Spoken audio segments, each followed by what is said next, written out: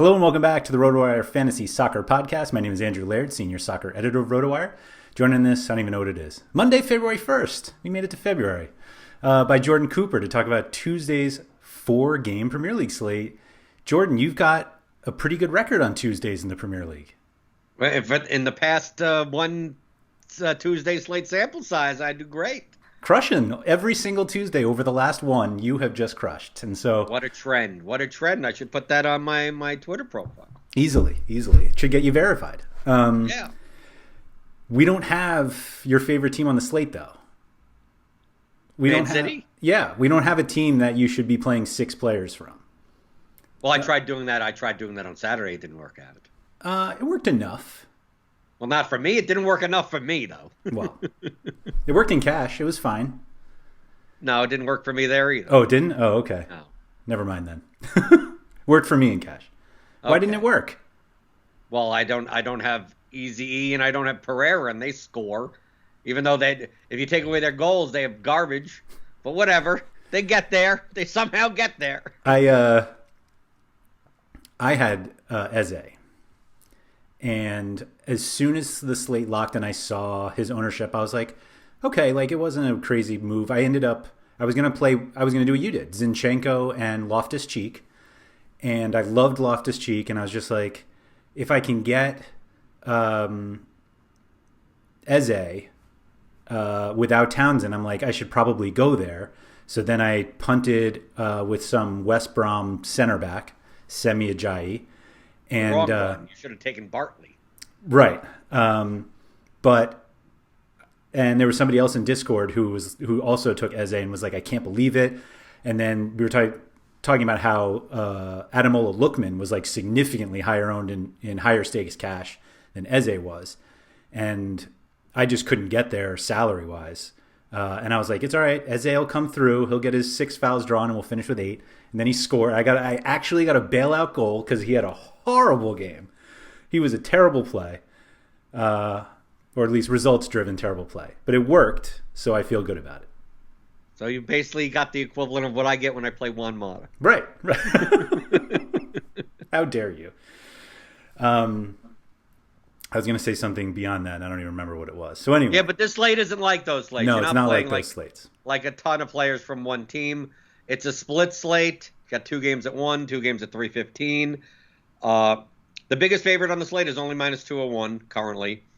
That's Man United at home against Southampton. That's the largest total, about 3. Yep. Then we have 3 low total games.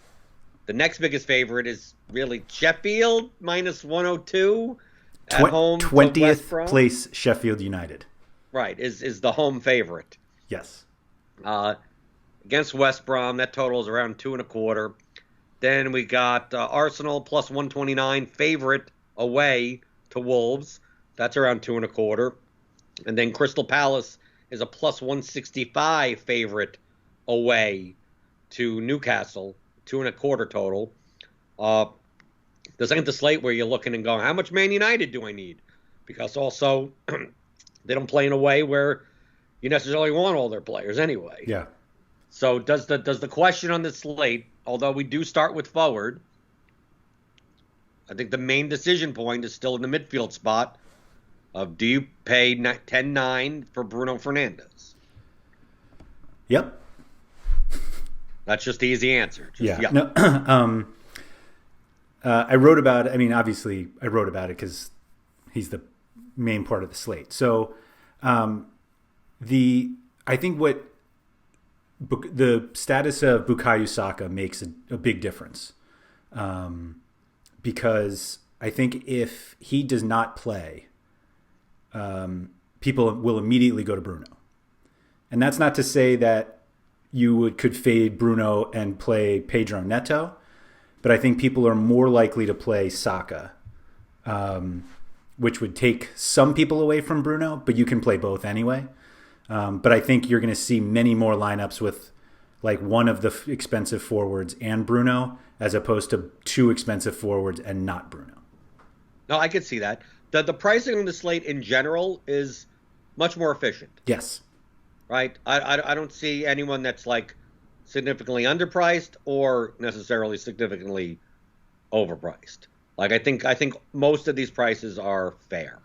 I think they are underpriced if they are efficiently priced for reality, but we don't always get that. Like we get guys who are priced like in case they have a set piece monopoly, where you're like, I wouldn't pay that price for that guy unless he had a monopoly, and then like if he does, then you pay it.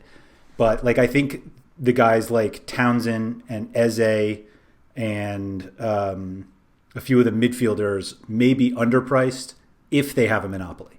Right. Right. That if all the starting lineups are as expected, It's efficient. it's an efficiently priced slate. Right. Yes. But we noticed that with the fixture congestion, we don't know. Look at Man City's lineup. I mean, like Right. they just rotate. It doesn't matter. I think, I mean, the most important lineup to me is the Arsenal lineup Yes. for Saka. And then next, I actually think the next important lineup is Newcastle Could be. Yeah. for value. Man United, I don't care as much about in the late game. And then we'll get the West Brom Sheffield lineups immediately. Yep. Wolves are typically, other than like a fullback or something like that, Yeah. they're going to line up as expected. So if Saka starts, I mean, do you play lineups with Saka and Bruno? I mean, because we take a look at the forward position, to me there's no cheap forwards to play. No. They're mid-priced ones. They're somewhere in the 7K-ish type of range, but I don't see anyone, unless you're like just purely punting, that you're going to be down in the 5K range. But like I'll play Saka over Neto. Like I'll find the 500 if Saka's in. Like to me, Neto is like, even if Saka was out, I'm more likely to play two guys that are in the 7 to 8K range than play Neto as an expensive forward, especially if I have to give up Bruno to do that. So like, Right. I think that so just to me, like I'm less likely to have Neto no matter what my lineup construction is. I found a way to get Bruno and Neto with the assumption that Saka doesn't play or doesn't start. You can do it, but you're kind of like, why am I doing it? Right? Why are you doing it? Well, I think there are. You don't even have to. But because the thing is that we'll know at 1:00. We'll know before lock. So I could understand if the Arsenal game was one of the two later games, and you're like, I'm going to plug in Saka, and worst case scenario, I just go down to Neto for 500 less. But you're going to know that construction Yep. immediately. So to me, like if Saka's not in, like then I end up playing someone like Pepe. Yeah. Or I end up in the Eze or Townsend or somewhere in that range. So I think those are the choices. Essentially, you're playing a Arsenal forward or a Crystal Palace forward, or I mean, I guess potentially a Wolves forward. I mean, I guess that would be the third choice. But I mean, are you paying 7,100 for Miguel Almiron? No. No, you're paying 73 for Traore. If you had to choose between the two, sure, yeah. I think that 7K-ish range is Traore, Eze, and Townsend. Okay. And Pepe, excuse me. Right. But there's no one. But like you're not playing like a Benteke. You're not playing Batshuayi if he starts. You're not. I mean, like there's no one down here. Martinelli at 5,600.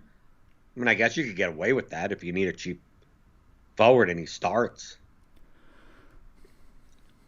But how about these Sheffield guys? The Sheffield's favored. You have guys like Burke. They have no floors. Like that's the problem. Like no floors. Right. Carlin Grant. We always talk about him. Yeah. He's fine though because he's so cheap. Like I understand playing him, but if you're like rolling out Oliver McBurney at 6,800, yeah. I mean, just take my head-to-heads. Right. Or McGoldrick. Right. If they're in, then you're not playing them.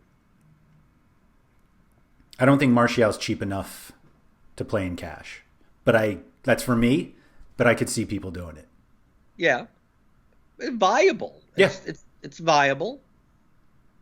But Man United aren't like a humongous favorite. No. I mean, minus 200 at home is okay. That's their favorite. I mean, their team total isn't like ridiculously high, right? They have 2.02 on the cheat sheet. Sheffield is 1.5, and Sheffield's are awful. Yeah. I mean, that Sheffield United West Brom game, it's literally the two worst teams in the league. Yeah, but that's at the relegation 6-pointer. Yeah. Mm-hmm. It's an important game. Yeah. But I don't see anybody playing Rashford or Lacazette or Zaha in cash. No. So in addition to Bruno Fernandes, are you going to pay $9,200 for Martin Odegaard? Why did they price him at $9,200 for no reason? What's really bizarre about it? He's not going to start or anything. I mean, even if he did, like, right. What's weird about it is that he was awesome with Real Sociedad, and like would deservedly be 9,200 on some La Liga or interleague slates. But he's been with Real Madrid this whole season and had barely played, and they're just like, oh, he's going to the Premier League, 9,200. That looks right. Right, of course. I really want to play Pereira, and I just don't see how you get there. I don't see why you need to get there. Because he's good. Okay, because he always gets there. Right, but what happens if... Well, I'm hoping that Pereira doesn't start. Sure, that would be helpful. Hoping that they... But I'm assuming in this type of game, like this is the type of game where both teams want 3 points. Mm-hmm. Right, because they're playing they're playing the worst teams in the league. I mean, they're playing the worst team is playing the other worst team in the league. Right. This is Sheffield United's easiest game of the season. What was that? This is Sheffield United's easiest game of the season. Right. Home against West Brom. And this is also West Brom's easiest game of the season. Right. Other than the reverse. Well, second the easiest. They would have to be home to Sheffield. Right. Yeah, but I just don't see how you get there. I mean, and I'm not going to play Ward-Prowse at 8,300 against Man United. Right. He'll get there too, by the way. Right. Yeah, but I'm saying, like, why, other than, like, maybe the set pieces, I think from an open play value, I'd rather play, like, John Fleck than play Pereira for 1,800 more. And I don't even want to play John Fleck. Right. So, I would love to play Ryan Fraser.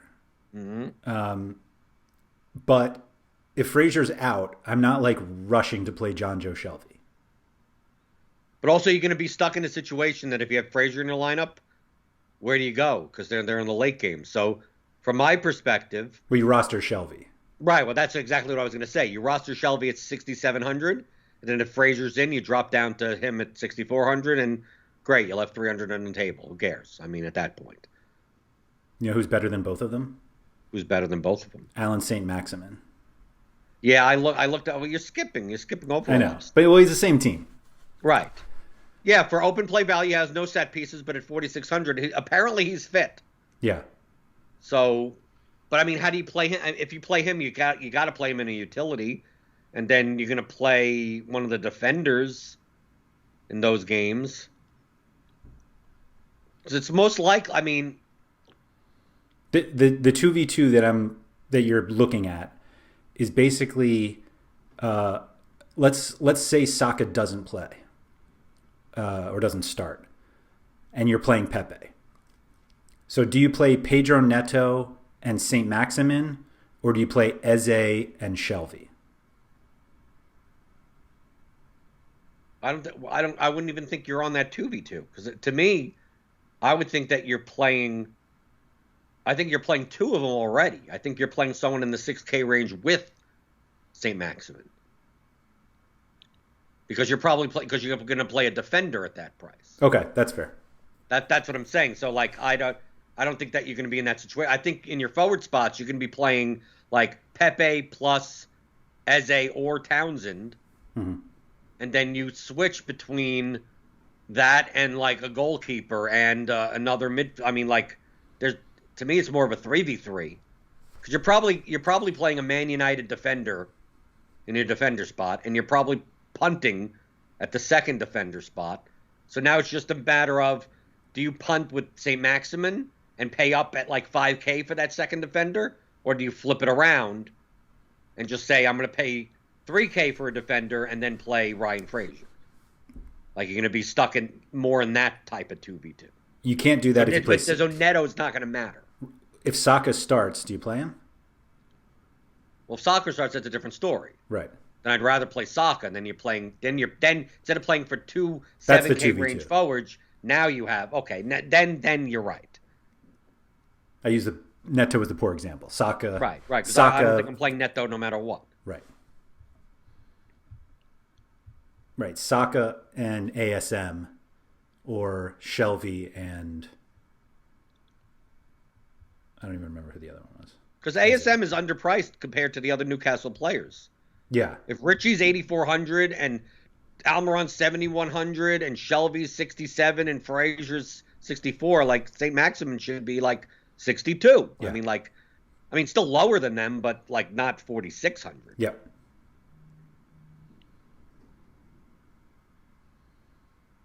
Pogba at 72? Yeah, sure. Hey, I'll still make fun of you because at one point, like a year and a half ago, you were playing Pogba in cash at like 9,500 with no set pieces. Didn't even think about it too. Didn't even think about it. Lock and load. Mata at 55? He's not going to start. I don't think so. You always got Matinho there at 49. To me, like Matinho and Norwood are like those, if you got a last spot, like here's 5 or 6 points. There you go. Yeah, like I wrote up Norwood just because I was like, you want to play Fleck, but like I don't think you can justify paying 6,800 for Fleck. No. So 4,100 for Norwood, 4,000 for Snodgrass. Pereira's going to be in, but Snodgrass with no set pieces is not fun. Right.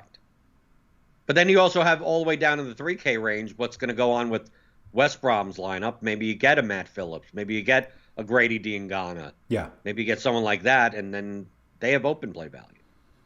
The best is when you really hope for them and you build around them, and then they're not in, and you just play Fred. Why not? I love Fred in this game. Every slate that I've written Fred up, he hasn't started. He gets enough peripheral points just across the board. He gets forward enough. I mean, to me, I view him like a Wilfred Ndidi type, Conte type. It's like it seems like he gets to 5 points, kind of like consistently enough. And obviously, the Man United are the biggest favorite at home, right? So you never know. Shots assisted. An assist, something like that. It could happen. I mean, some dude named Kyle Edwards is 3,800 for West Brom, who doesn't play. Like, why? I don't even know who that is. I don't either. But why is he 600 more than Fred? Just in case.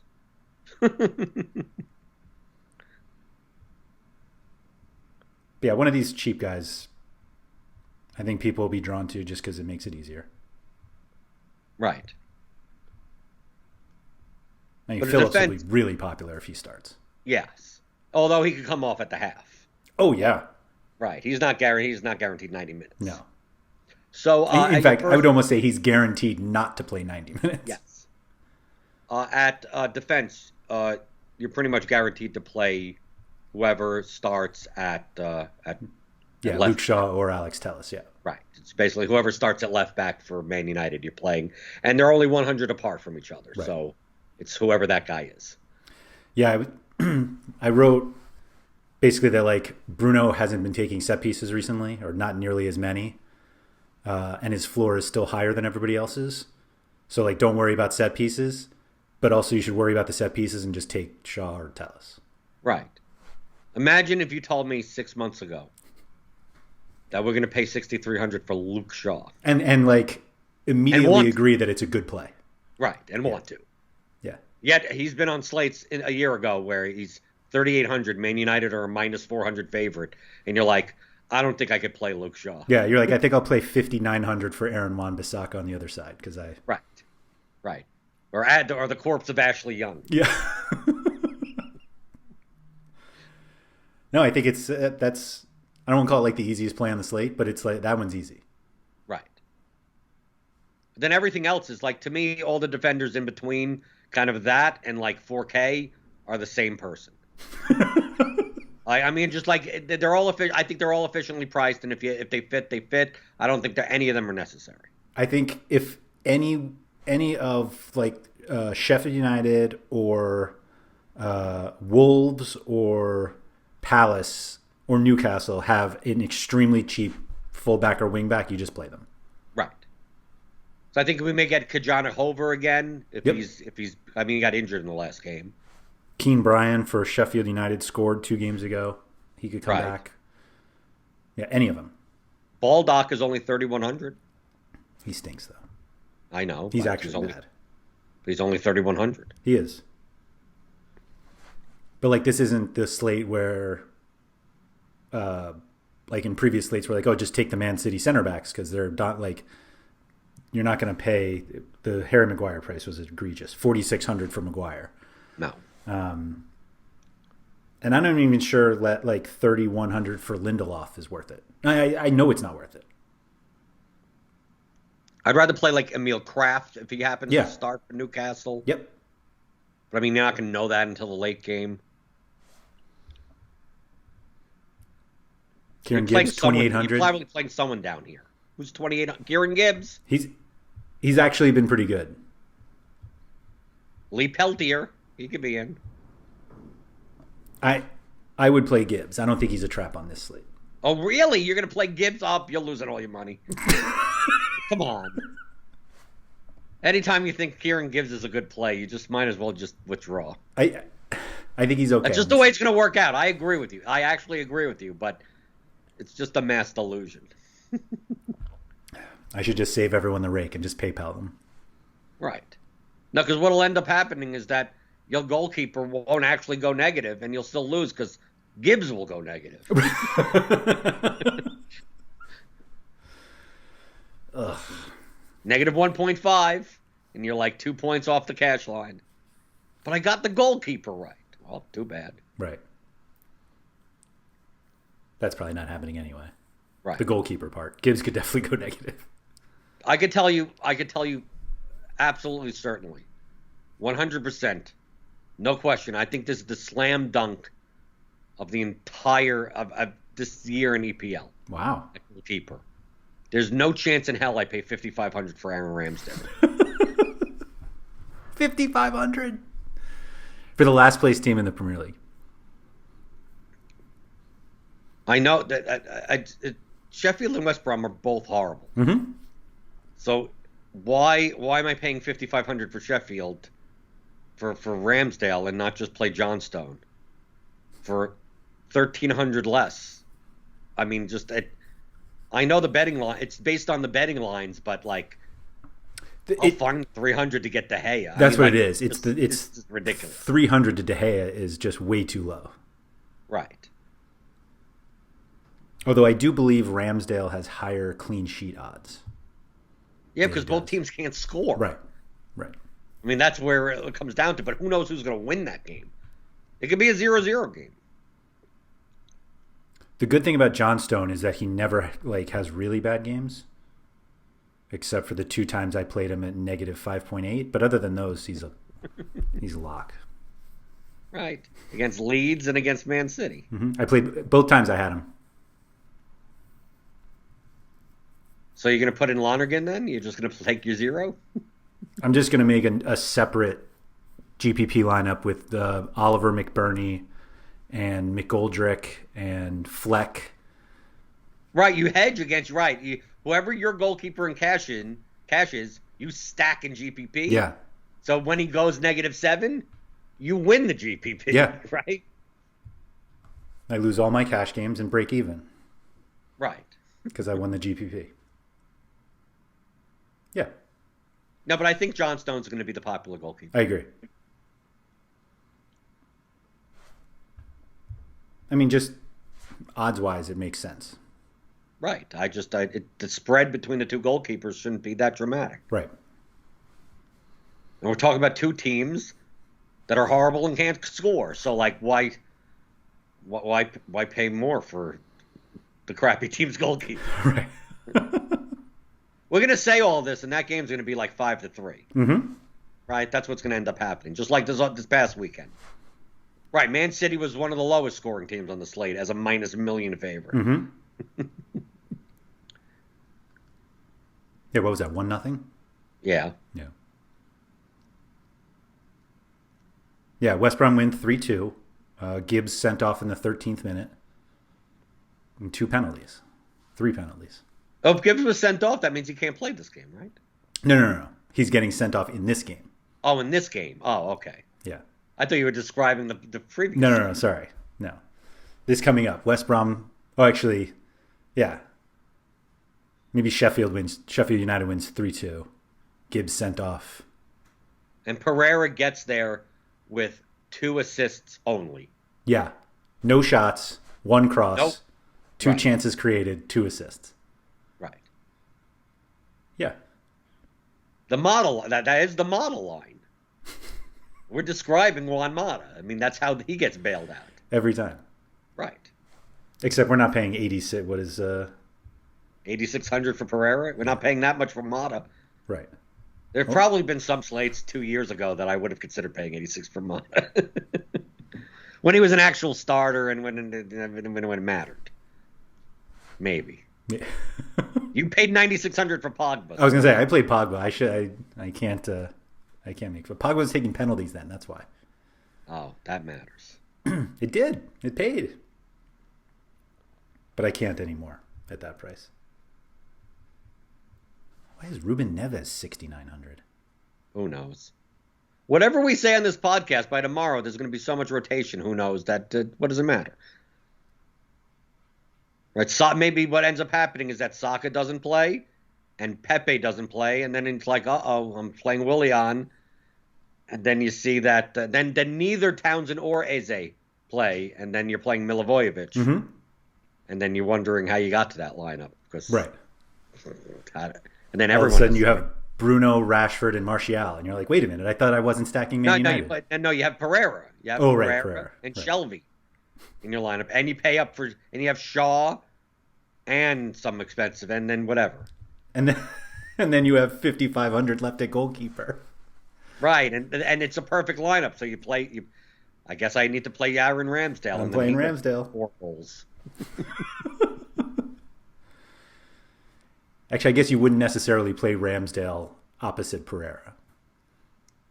We'll Why say not? like, oh, you could, but like, Yeah, if he's getting the 2 bailout assists only, then I can't. right. So you pay 5,200 for Burn Leno on the road. Yeah. Ugh.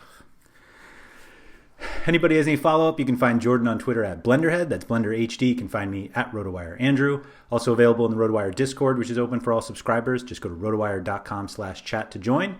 If you're not a subscriber and would like to try us out, just go to rotowire.com/pod. That's POD for 10 free days to the site.